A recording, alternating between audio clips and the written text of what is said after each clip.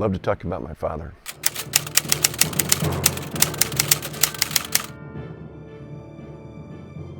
Well, let's start from the beginning. So he graduates from Texas College of Mines.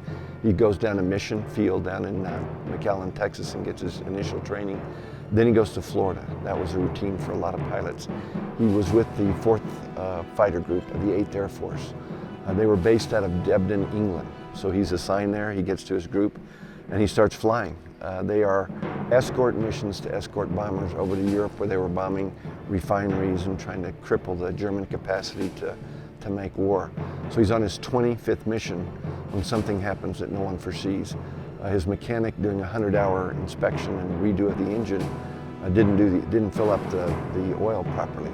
So he's over Czechoslovakia and starts back, trying to make it back to his base. Doesn't make it and has to parachute at 800 feet, right over a little town called Saint-Quentin, 120 kilometers north of Paris. So he goes down in a wheat field, he breaks his ankle.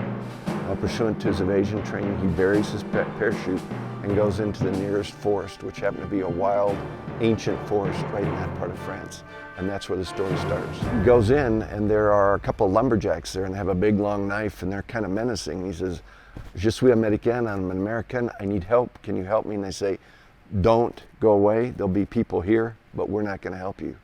So that night, a young man, Marcel Closet, who's the go-to guy for French resistance in this area, comes and basically saves my father. He says, "We're gonna make a plan, and we're gonna take you to a safe house where you can be hidden from the Germans, and let's go." And he puts him on the front end of a bicycle. And where does a young 18-year-old take an American pilot? To his girlfriend's house. So he goes to his girlfriend's house. He says, "This is an American pilot, we need to help him." So they're working on my father, trying to fix his ankle on the bed, and all of a sudden they look and they see Germans coming not 2 miles away, right straight to the farmhouse. So they hide him under the bed.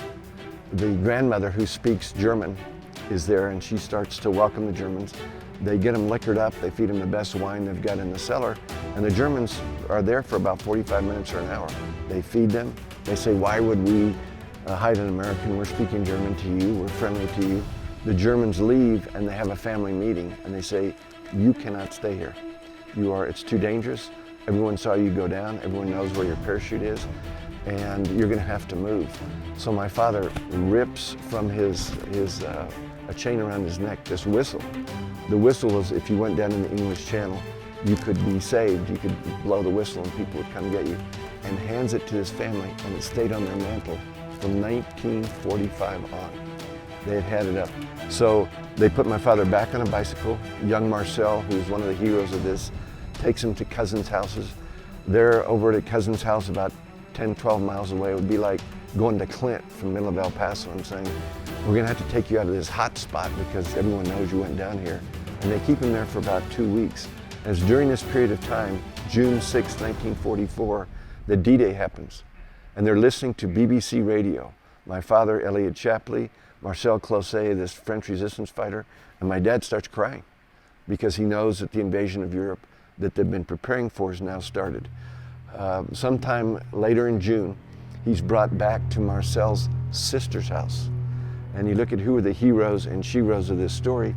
This sister had 3 young boys at the house, and she takes in an American pilot. And you have to ask, what would you do in this situation? What would your family do if you had an American pilot brought to you and you were basically risking the life, but the life of your kids? In German, in the square in those days, the Germans had put up signs that said, "If you are caught with an American pilot, what's going to happen to you is you'll be shot and your kids will be left in the square." So at great risk, she takes in this pilot. They've created a fake wall for him. They put the baby carriage over a trap door. You go under the trap door, and that's where he hid for about 4 or 5 months after that. And she puts at risk her kids' lives and that of her family. Why?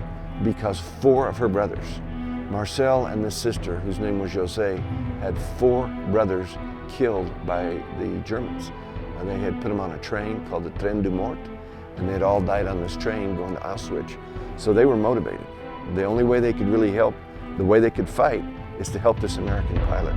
Day after day after day, she's exposing her family to this tremendous danger for this young pilot that she never never knew before. But it's her way of being a patriot for her own cause, which is her country, France, and her family. So they've made this trapdoor, they've made this fake wall. They put him there during the day, and what happens is the Germans take over their barn, which is about 25 yards away, and use it as their headquarters. So during the day there's a headquarters 25 yards away, and an American pilot is hidden in your house. Imagine going and working in the courtyard and having a smile on your face while the Germans are there, knowing that you've got an American pilot hidden in your house. At night, they go out. My dad smoked and relaxed, and they'd go and do resistance activities. They'd go blow up trains. They'd do what they could to impede the German cause and do the best that they could. So he's there a number of months in the Vaillant family. So this is now the third family that's come to his rescue in northern France. You had the Closet family with Marcel, who now has won the Legion of Honor, France's highest honor. You've got the Maes family, which is Marcel's bride. That's where he took her. And now you got the Vaillant family, which is Marcel's sister, involved in this tremendous story. And Patton's army starts coming inexorably to this farmhouse, and that's what happens. Patton's army comes up. They're about 6 miles away, and my dad says, I have to leave now. I have to leave and go join the United States military forces. Well, they do one last thing. This family has taken in yet another flyer and has this American named Clyde who's up in the attic.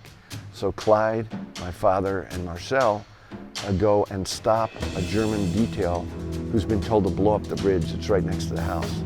They never tell me, they never tell anyone what they did to stop it, but you've got to assume there's a little extreme violence involved in making that happen. And then my dad, who's now dressed like a French farmer, goes over to Patton's army. There's a sentry there, and he makes him stop, and he says, who are you? And he says, can I have a pack of your Lucky Strikes? And the guy looks at him, and they start smoking cigarettes and said, after what you've been through, take this whole pack, you deserve it.